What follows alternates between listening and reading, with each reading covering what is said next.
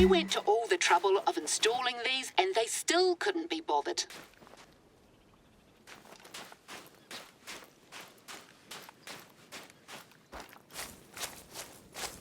Looks like they had quite the little feast.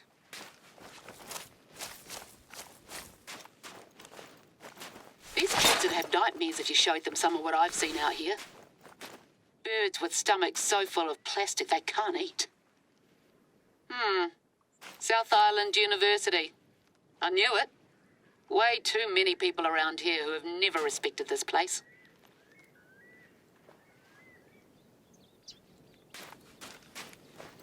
You can leave them over by the stand. There, spick and span. You made quick work of it.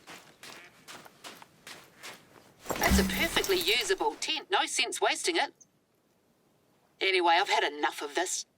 We need to ensure that we're attracting the right kinds of tourists, not just day trippers from Christchurch out on their school holidays.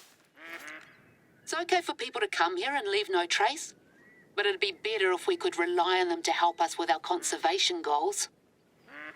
So hunters seem like the natural target audience.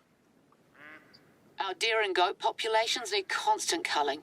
And you better believe I've more faith in people who love the wilderness to respect the place than kids up to no good. At the risk of sounding like an old fusspot. Speaking of, let's do what we came to do and grab that photo.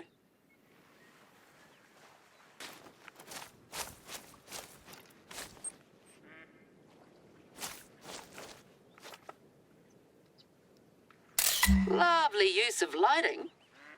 I may have to hire you to help out on my next book project, if I ever finish the current one. There's a lot of theories about where these boulders came from. Volcanic activity, lightning, even aliens. I've heard them all over the years. The boffins will tell you they were formed over 60 million years ago on the sea floor, like pearls. But that's not the whole story. When people first arrived in New Zealand, they took their staple crop with them, kumara, otherwise known as sweet potato. Unfortunately for them, the weather in this part of the country isn't exactly conducive to growing much, and the tubers withered and died. So they sent word to the Polynesian homeland, and a canoe set sail with a hardier crop. But it was caught in an intense storm just off the east coast. Each wave that struck it was so large that it made a new hill. Those are the ones you'll see further inland, and all of the cargo went overboard. And that's what these boulders are. Petrified kumara, eel baskets, calabashes.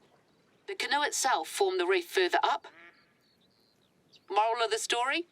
Things have long shelf lives. A lesson I wish someone had taught those kids. Right, feeling warmed up? Good. It's time for you to show me what you can do.